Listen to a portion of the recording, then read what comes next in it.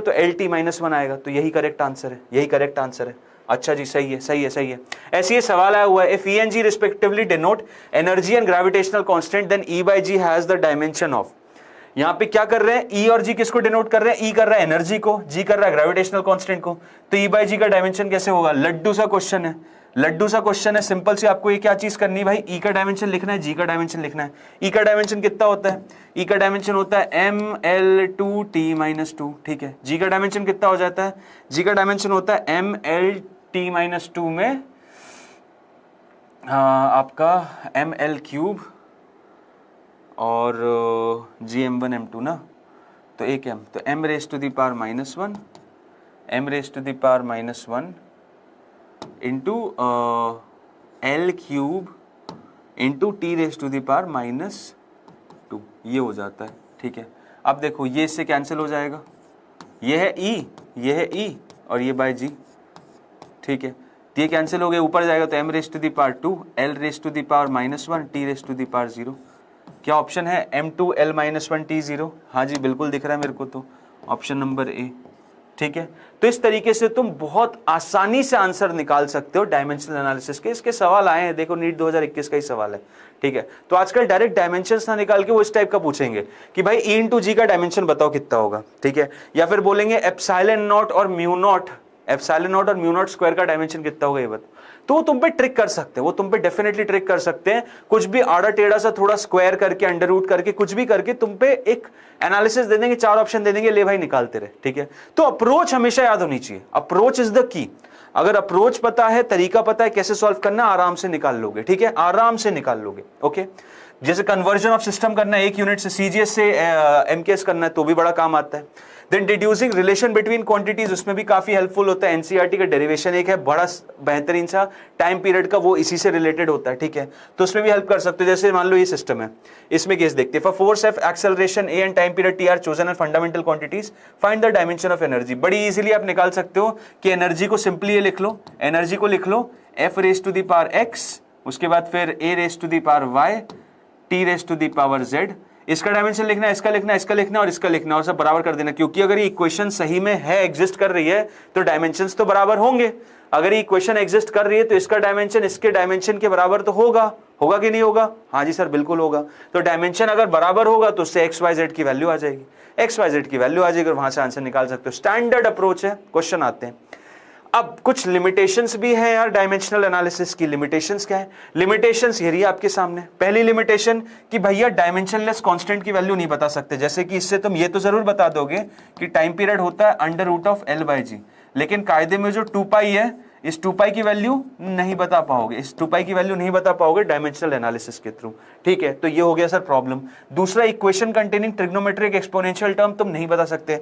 तुम करके दिखा दो, तुम SHM की इक्वेशन या वेव की equation y equal to a sin kx plus minus omega T plus phi, इसको निकलवा के दिखा दो। फाई भी चलो छोड़ दो, तुम इतनी निकलवा के दिखा दो डायमेंशनल एनालिसिस से, नहीं निकाल पाओगे, नहीं निकाल पाओगे, क्योंकि जहां पे भी साइन लॉग ट्रिग्नोमेट्री फंक्शंस आ जाएंगे वहां पे तुम नहीं लगा सकते किसको, डायमेंशनलेस एनालिसिस को, सॉरी डायमेंशन एनालिसिस को। उसके बाद फिर it does not distinguish between physical quantities having same dimension, बिल्कुल सही। ये अंधे काड़े राजा के लिए पता है वर्क और एनर्जी में कोई अंतर ही नहीं है।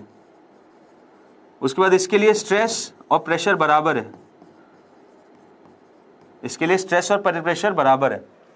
तो पॉइंट ये है कि भाई ये काड़ा राजा, इसके लिए सेम डायमेंशन की हर एक चीज सेम होती है, इसके लिए डायमेंशन ही एकमात्र चीज है डिस्टिंग्विश करने की, अदरवाइज और कोई एलिमेंट नहीं। और हम बहुत अच्छे जानते हैं स्ट्रेस एक इंटरनल चीज है, प्रेशर एक एक्सटर्नल चीज है, तो इन दोनों में जमीन आसमान का अंतर है। क्लियर है? ठीक है sir, okay. It fails to find out an equation जहां पे एडिशन निकल गया, जैसे कि मानो ये equation of motion S is equal to UT plus half T square, ये तुम नहीं निकलवा सकते, ये तुम डायमेंशनल एनालिसिस से नहीं निकलवा सकते। तो डायमेंशंस याद रखने, क्यों याद रखने? क्योंकि कल को सब्जेक्टिव क्वेश्चन आ जाए तो इनमें से एक फंसेगा तो तुम्हें समझ में आना चाहिए। क्लियर है? और सब्जेक्टिव क्वेश्चंस तो आते नीट में, you very well know, subjective question से भरा हुआ है। तो S is equal to UT plus half T square, ये इक्वेशन होनी चाहिए। अगर ये इक्वेशन हमें निकालना डायमेंशन से, हम नहीं निकाल पाएंगे भाई, हम नहीं निकाल पाएंगे, फंस जाओगे, निकाल नहीं पाओगे। क्लियर है? निकाल नहीं पाओगे। तो ये समस्या है, ये समस्या है। ठीक है, ओके। तो यहां तक था यार बेटा हमारा साथ किसका, डायमेंशनल एनालिसिस का। अब फटाफट जरा आते हैं और शुरू करते किसके बारे में, एरर एनालिसिस। एरर एनालिसिस भी सटासट देख लेते हैं कि सर एरर एनालिसिस में क्या है, एरर्स में क्या पूछ रहे हैं। तो देखो, गलती करना इंसान का कर्तव्य नहीं है, बट हो जाती है। कोई चाहे ना चाहे, मैं मास्टर हूं, तुम स्टूडेंट हो, बड़े बड़े प्रोफेसर हो, बहुत बड़े बड़े लोग हो, लेकिन गलती एक बहुत इनएविटेबल सी चीज है। And it's not bad to do mistakes, it's bad if we don't learn from mistakes. तुम्हारे लिए तो खासकर से कि तुम लोगों ने नीट का 2023 का पेपर दे लिया, गलतियां हुई होंगी, डेफिनेटली गलतियों की वजह से नेगेटिव आए होंगे। और मैं तो बोलता हूं एक क्वेश्चन गलत मतलब -5, एक क्वेश्चन गलत मतलब कितना भाई, -5, क्योंकि 4 तो गए और एक माइनस भी ले आए। तो प्रॉब्लम यह है कि गलतियां तो होती हैं, गलतियों को तो रोक सकते नहीं। मुद्दे की बात है कि अपनी गलतियों से सीख सकते हैं क्या? हाँ यार, गलतियों से सीखना जरूरी है, क्योंकि गलतियों से सीखोगे नहीं तो फिर कोई मतलब नहीं है। गलतियों से सीखना बहुत जरूरी है। तो वही चीज इस पूरे सेशन में है, ये पूरा जो नेक्स्ट पार्ट रहेगा एरर का, वो इसी के बारे में कि गलतियां करना है और गलतियों से सीखना है। ठीक है, सो एरर एनालिसिस बेसिकली यही है कि आपसे कोई भी चीज अगर तुम बताते हो, जैसे मैं तुमसे पूछूं कि भैया कितने मार्क्स आ रहे हैं, तुम्हारे कितने मार्क्स आ रहे हैं, तुमने मॉक टेस्ट दिए, तुम्हारे कितने नंबर आ रहे हैं, तुम बोलोगे सर मेरे मॉक टेस्ट में आ रहे हैं 615, तो तुम गलत बता रहे हो। क्यों गलत बता रहे हो? क्यों गलत बता रहे हो भाई? गलत इसलिए बता रहे हो क्योंकि तुम्हारे सारे एग्जाम में 615 है क्या? नहीं, तुम्हारे सारे एग्जाम में 615 नहीं। मान लो तुमने 4 टेस्ट दिए, तुमने 4 टेस्ट दिए, 4 के 5 टेस्ट दिए मान लेते हैं, एक में तुम्हारे 615 आ गए, दूसरे में तुम्हारे 585 आ गए, फिर उसके बाद तुम्हारे 605 आ गए, फिर 595 आ गए। ठीक है, ये तुम्हारे नंबर रहे, ये तुम्हारे नंबर रहे। अब तुम मेरे को क्या बोल रहे हो कि सर सबसे ज्यादा ही बोल देता हूँ, इंप्रेशन बनाता हूँ, 615 बोल देता हूँ। गलत कर रहे हो ना, ऐसे नहीं बताओगे। कैसे बताओगे? तुम सबको जोड़ोगे और एवरेज लोगे, और एवरेज लोगे तो तुम्हारा एवरेज आएगा 2400 का एवरेज, सॉरी 2400 टोटल, उसका एवरेज लोगे तो एवरेज आ जाएगा 600 is your average score, 600 is your what, it is your average score. तो तुम मुझे, तुम्हारा सेंस तो ये बनता है 600 बताओ, लेकिन फिर तुम बोलोगे सर ये तो गलत बात है यार। क्यों गलत बात है? गलत बात क्यों है? गलत बात इसलिए सर क्योंकि यार मैं 615 और 605 भी तो, आप मेरे को 600 पे क्यों लटका रहे हो? आप मेरे को ऐसे मत बोलो यार, 600 में मत बोलो। तो उसको बोलते हैं हम भाई कि एरर में इसको इन्वॉल्व करो। इसको लिखने का तरीका ये है कि जो भी वेरिएशन आ रही है, यहाँ पे कितने की वेरिएशन आई? 15 की। यहाँ पे कितनी वेरिएशन आई? यहाँ भी 15 की। यहाँ कितनी वेरिएशन आई? 5 की। यहाँ वेरिएशन कितनी आई? 5 की। तो सबको जोड़ दो, 15 15 30, 30 प्लस 10 40, 40 बटे 10 4 इस 10। तो जो वेरिएशन आ रहा है स्कोर में, स्कोर का जो डेल्टा एस आ रहा है वो कितना आ जा रहा है? 40/4, दैट इज 10 मार्क्स। ठीक है, सो नाउ मैं इस तरीके से बताऊंगा कि जो तुम्हारा स्कोर है वो 600 ± 10 है। ठीक है, 600 ± 10 है, और ये जो ±10 है इसको बोला जाता है क्या? Maximum permissible error. इतनी गलती तुम कर सकते हो, मतलब इतनी वेरिएशन हो सकती है तुम्हारे सिनेरियो में। ठीक है, उसको यहाँ पे क्या बोला जाता है? एरर के फॉर्म में। क्लियर? तो वही तुम लोगों के सामने यहाँ दिया हुआ है, उससे रिलेटेड अब यहाँ पे जो डेल्टा ए आता है, तो किसी भी क्वांटिटी को आप कैसे लिखना है? जो भी मीन निकाला ए mean plus minus delta A mean, ठीक है। अब यहाँ पे दो क्वांटिटीज और आती है, रिलेटिव और फ्रैक्शनल एरर की और परसेंटेज एरर की। अब रिलेटिव एरर क्या हो जाता है, delta A by, relative error कितना होता है, डेल्टा ए बाई, और परसेंटेज एरर के लिए उसी में 100 मल्टीप्लाई कर देते हैं, ठीक है सर, ये तो हम जानते हैं। उसी से रिलेटेड देखो नीट 2020 का भी क्वेश्चन मिला है मेरे को, ये जो फंडा बता उसी से रिलेटेड, जहां पे आपको क्या करना है, इन सबको ऐड कर देना है, इन सबको ऐड कर दो, डिवाइड बाय 5 कर दो, फिर जो मीन आ रहा है उससे सबका एवरेज निकालो, उसको भी ऐड करके डिवाइड बाय 5 कर दो। फाइनली जब तुम रेशो लोगे, रेशो मतलब जो तुम्हारे टाइम पीरियड आ रहे हैं ना, परसेंटेज एरर निकालने के लिए तुम क्या करोगे, जो भी तुम्हारा डेल्टा टी आया divided by T, mean value, mean value, ठीक है, कर दोगे तो तुम्हारा आंसर आ जाएगा ऑप्शन क्रमांक डी, दैट इज 1.6%, ये वाला, ठीक है, this is the correct answer. Clear? तो अप्रोच याद रखनी है हमें, हम अप्रोच समझ में आनी चाहिए। कैलकुलेशंस तो बिल्कुल दिक्कत नहीं है, और कैलकुलेशंस देखो यार, एक चीज हमेशा याद रखना, कैलकुलेशन से भागना मत, कैलकुलेशन से बिल्कुल भागना मत, कैलकुलेशंस को एकदम पकड़ के रखना, क्योंकि कैलकुलेशंस आपके साथ रहेंगी, है ना। कैलकुलेशंस ही एक ऐसी चीज है जो कि आपको प्रॉब्लम भी दे सकती है, आपकी हेल्प भी कर सकती है। तो कैलकुलेशन ये नहीं कि सर ने बता दिया अब हम सॉल्व नहीं करेंगे, सॉल्व करना, पूरा एवरेज लो, पूरा डेल्टा टी निकालो, उसका एवरेज लो, और उसके बाद फिर फाइनल आंसर 1.6% लो, ठीक है। चलो इसके बाद बात करते हैं किसकी, प्रोपोगेशन ऑफ एरर्स की when multiple physical quantities are involve. Propagation कैसे होती है, तो प्रोपोगेशन बेसिकली होती है जब जैसे सपोज एक क्वांटिटी ले ली x is equal to A plus B, quantity क्या ले ली, x is equal to A plus B, या फिर एक क्वांटिटी ले ली x is equal to A minus B, दोनों ही क्वांटिटीज में जो एरर रहती है वो delta x is equal to delta A plus delta B. Error हमेशा ऐड होती है, एरर हमेशा क्या होती है, ऐड होती है। नोट लिख लेना है, क्या नोट, क्या लिख लेना है भाई, नोट ये लिख लेना है, errors always gets added, errors always gets added. Clear है, हमेशा जुड़ती हैं, हमेशा क्या होता है, हमेशा जुड़ती ही हैं एरर्स, ठीक है। ओके सर, ठीक है, ठीक है। देन नेक्स्ट, अगर क्वांटिटी इस हिसाब से लिख दी, x is equal to A upon B, x is equal to A by B, इस तरीके से लिख दी। अब जब भी मल्टीप्लीकेशन हो, या तो ऐसे लिखा हो, या फिर और x is equal to A into B लिख दिया हो, तो जब ऐसे लिखा हो, ऐसे लिखा हो, जो एरर का रेशियो रहता है वो इस हिसाब से फॉलो होता है, that is delta X by X will be equal to delta A by A plus delta B by B, delta X by X will be equal to delta A by A plus delta B by B. Clear, समझ आ गया? हाँ जी sir, बिल्कुल।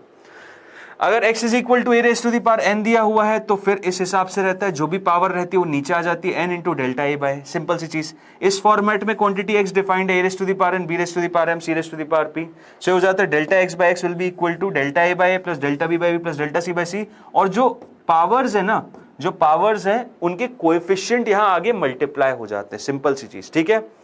Same अगर x define कर दिया, if x is equal to log of a with base n, if x is equal to log of a with base n, ठीक है, इसमें हो जाता है delta x by x is equal to 1 upon n delta a by, simple. तुम लोग differentiation जानते हो, तुम लोग कैलकुलस देख चुके हो, तो तुम्हारे लिए कोई बहुत हैवी चीजें नहीं होंगी, प्योरली बेस्ड ऑन कैलकुलस है। जैसे कि ये सवाल p is equal to a cube b square upon c d, अब इसमें डेल्टा p बाय p निकालना है, डेल्टा p बाय p कितना हो जाएगा, डेल्टा p बाय p हो जाएगा 3 into delta a by 3 into delta a by 3 into delta a by plus 2 into delta b by b plus delta c by c plus delta D by D. Simple सी चीज, जो लिखा हुआ है, जो बताया वही का वही कॉन्सेप्ट। अब 3 क्या है, 3 इंटू डेल्टा ए बाई 1% है, so 3 into 1% 3%, plus 2 into delta v by B, delta v by b है 2%, सो 2 इंटू 2% यानी 4%, यानी 4%, है ना। हाँ sir 4%, plus delta C by C तेरा 3%, plus delta D by D यानी 4%, तो टोटल कितना हो गया, 3 3 6, 6 4 10, 14%। ऑप्शन क्या है, ऑप्शन नंबर ए, ये रहा करेक्ट आंसर। क्लियर, सिंपल सी चीज होती है यार, ऐसे सिंपल लड्डू क्वेश्चंस आते रहते हैं, ठीक है। ये एक बहुत स्टैंडर्ड सा सवाल है, ये बहुत स्टैंडर्ड सा सवाल है। इस सवाल में बेसिकली क्या करना रहता है, देखो यहां पे हमें क्या वेरिएशन निकालना है, हमें डेल्टा जी बाय जी की वैल्यू निकालनी है। क्या निकालना है, हमें डेल्टा जी बाय जी की वैल्यू निकालनी है।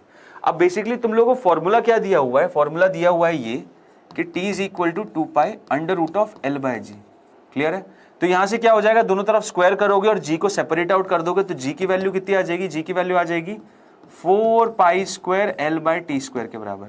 तो डेल्टा g बाय जी जो हो जाएगा वो कितना हो जाता है, delta l by l plus delta t by t, अच्छा जी ठीक है। अब डेल्टा एल दिया है क्या? हाँ बिल्कुल। मेजर्ड वैल्यू दे दी एल की कितनी? 20 centimetre. Known to 1 mm accuracy. 1 mm accuracy मतलब डेल्टा एल जो है ना यहाँ पे कितना दे दिया? 1 mm का। डेल्टा एल कितना दे दिया? डेल्टा एल दे दिया 1 mm का। तो यहाँ पे आ जाएगा डेल्टा एल की वैल्यू 0.1 सेंटीमीटर। और उसके बाद वो मेजर्ड लेंथ कितनी दे दी? वो दे दी 20 सेंटीमीटर। ठीक है। डेल्टा टी कैसे पता करोगे? तो यहां दिया पेंडुलम में 90 सेकंड हुआ है कितना? 100 ऑसिलेशन का। तो यहां एक ऑसिलेशन का टाइम पीरियड की बात हो रही है भाई, यहां पे एक ऑसिलेशन के टाइम पीरियड की बात हो रही है। तो एक ऑसिलेशन के टाइम पीरियड का टी कितना हो जाएगा? T will be equal to how much? 90/100 that is 0.9, that is 0.9। ये आ गया कितना? 0.9। सिंपल सी चीज। ठीक है। उसके बाद फिर डेल्टा टी कितना? तो दूसरी चीज यहां दी है कि रिस्ट वॉच से मेजर किया जिसका 1 सेकंड रेजोल्यूशन है। तो लीस्ट काउंट एरर कितना हो जाएगा? यहां पे लीस्ट काउंट एरर आएगा कितना? 1 सेकंड। लेकिन ये लीस्ट काउंट एरर किसके लिए आ रहा है? For 100 oscillations. फॉर 100 ऑसिलेशंस आ रहा है। ये देख लो 100 ऑसिलेशन में एरर है। तो एक ऑसिलेशन में कितना हो जाएगा? 1/100, यानी आ जाएगा 0.01। बस सिंपल देख लो आ गया आंसर 1/200 प्लस 1/90। इसको 1/10 तो बाहर ले लो। सो 9 ऊपर गया, 20 ऊपर गया इंटू 180। ठीक है। 180 हो गया और 9 + 29 29 अपॉन 1800। 29/1800। ठीक है। ये आ गया आपका क्या? Delta G/G। क्लियर है? क्लियर है कि नहीं है? ये आ गया मेरा आंसर। ये आ गया मेरा आंसर। क्लियर?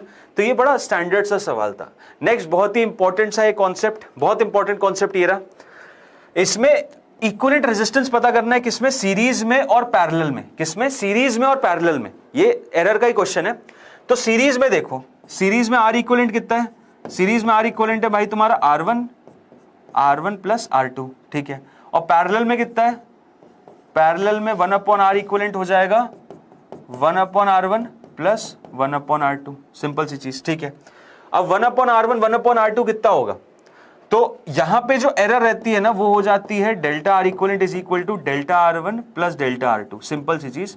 बट यहां पे बेसिकली याद रखना है क्योंकि तुम यहां पे डिफरेंशिएट करोगे, दोनों तरफ डिफरेंशिएशन कर दो, दोनों तरफ डेल कर दोगे तो हो जाएगा delta are equivalent divided by r equivalent whole square will be equal to delta R1 divided by R1 square plus delta R2 divided by R2 square. ठीक है। ये हो गया तुम्हारा केस, ये हो गया तुम्हारा सिनेरियो। समझ में आ रहा है? ये तुम्हारा scenario delta are equivalent upon r equivalent whole square. इस तरीके से तुम एरर इसमें और इसमें दोनों में निकालोगे। क्लियर है? तो ये बहुत स्टैंडर्ड सा केस है जिसके बारे में आपको पता होना चाहिए। नेक्स्ट पे चलते हैं। ये भी बड़ा अच्छा सवाल है, ये मजेदार सवाल है क्योंकि इसमें आपको एरर एनालिसिस यूज नहीं करना। एक बात हमेशा गांठ बांध के रख लो, एक हमेशा गांठ बांध के रख लो कि error analysis used only for error less than 5%। अगर 5% से कम का ही एरर परसेंटेज है तभी यूज करना वो फंडे, 5 से ज्यादा का है तो मत यूज करना। जैसे कि ये सवाल अगर तुम यहां पे देखो क्या बोला, मोमेंटम का मेजरमेंट है 20% की फ्लक्चुएशन के साथ, एरर कितना होगा काइनेटिक एनर्जी के मेजरमेंट में, और मेजरमेंट ऑफ मास वो 0 है। मतलब कि जो तुम्हारा काइनेटिक एनर्जी का रिलेशन होता है कितना होता है? p²/2m। काइनेटिक एनर्जी का रिलेशन क्या होता है? p²/2m। ठीक है सर, ओके बढ़िया। काइनेटिक एनर्जी का रिलेशन हो जाता है p²/2m। अब डेल्टा k/k जो हो जाएगा वो कितना हो जाएगा? 2 टाइम्स डेल्टा p/p के बराबर होगा प्लस डेल्टा m/m। अब ये उन्होंने बोला ये तो सर एक्यूरेटली पता है तो इसमें कोई वेरिएशन है नहीं। अगर तुम्हें फंडा लगाते हो तो डेल्टा p/p 20%, तो ये कितना आ जाएगा? 40%, जो कि गलत आंसर है, जो कि गलत आंसर है। ठीक है। इस हिसाब से डेल्टा k/k कितना आ जाएगा? डेल्टा k/k आ जाएगा 40%। कितना? 40%। ओके, जो कि गलत सवाल है, जो कि गलत आंसर है। ये गलत आंसर है, ये सही नहीं है, ये गलत है। तो सही क्या है सर? सही ये है जो मैं बता रहा हूं, जब भी वेरिएशन ज्यादा हो जाएंगे मतलब 5% से ज्यादा, तुम्हें स्टैंडर्ड अप्रोच से जाना है। क्या स्टैंडर्ड अप्रोच? स्टैंडर्ड अप्रोच कुछ ये है कि तुम्हें क्या निकालना है? देखो के इनिशियल कितना हो जाएगा? के इनिशियल कितना हो जाएगा? के इनिशियल हो जाएगा आपका p initial² / 2m। और k फाइनल स्क्वायर कितना हो जाएगा, k final will be equal to p final whole square by 2m। अब ये क्या बोल रहा है, if the error in the measurement of momentum is 20%, मतलब कि ये 20% ज्यादा या कम है, तो चलो ज्यादा मान लेते हैं, 20% इससे ज्यादा है, तो ये कितना हो जाएगा 120/100। इसको मैं ऐसा लिख सकता हूँ 120/100 of PI whole square divided by 2m। Clear है, इस तरीके से लिख सकता हूं, मतलब इसका 120/100 लिख दोगे, PF 120/100 ऑफ PI है, तो ये आ जाएगा सेटअप। ठीक है सर, ओके, तो K फाइनल आ गया। हाँ जी सर, अब मुझे क्या करना है, अब मुझे डेल्टा K बाय K पता करना है, यानी K final minus K initial divided by K initial. ठीक है, सब देखो कितना आ जाएगा, K फाइनल आ गया 120/100 होल स्क्वायर डिवाइडेड, पहले तो 10 कैंसिल करो, तो आ जाएगा 144/100 माइनस PI स्क्वायर। देखो ये आगे कितना 144/100 minus 1 into PI square by 2m, और नीचे क्या है, नीचे भी वही दिया हुआ है PI square by 2m, PI square by 2m। ये KI जो है ना वो यहां लिख दिया, और ये KF माइनस KI को यहां लिख दिया, इससे कैंसिल। अभी कितना आ रहा है 144/100 माइनस 1, 144/100 माइनस 1 कितना आ रहा है, ये आ रहा है मेरा 44/100। इसको परसेंटेज में लिखोगे तो कितना आ जाएगा, परसेंटेज में लिखोगे तो भाई देखो ये आ गया, परसेंटेज में लिखोगे अगर तो percentage change in kinetic energy, how much that's going to be, that is delta K by K into 100, जो कि कितना आ गया 44%। समझ रहे हो, और ये करेक्ट आंसर है। तुमने कितना निकाला था, तुमने निकाला 40, जो कि गलत है, जो कि ये गलत है। क्लियर है, और ये एब्सोल्युटली करेक्ट है। समझ रहे हो क्यों 40 नहीं होगा और 44 होगा, क्योंकि ये वेरिएशन जो है वो 5% से ज्यादा है। किससे ज्यादा है, 5% से ज्यादा है। हमारा वो जो इंपॉर्टेंट नोट लिखा है इसको वायलेट कर रहा है।